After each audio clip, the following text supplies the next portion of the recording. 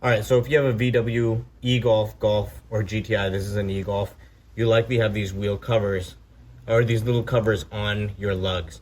So it looks like you need, a specific tool that's like a star to be able to get this out, but that's not the case. So you have to go to your trunk, right? And again, lift this up. And I have it in this case. You probably have a different case. Just open this up. It's actually just kind of hidden down here. There's this tool. Okay, this tool right here, we're gonna use this tool. So if you come back to the tire,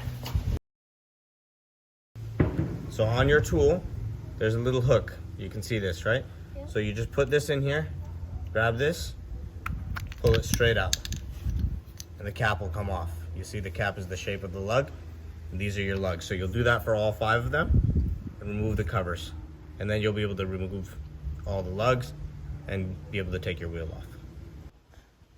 All right, so you saw how we took it out, right? You put this in there, you pull it out like that, right? And you just tug it out. Now, you can see that this is the shape of a lug. This is the lug.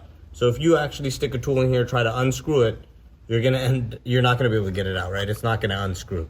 So just remember, you use this tool, you loop it in, pull it out.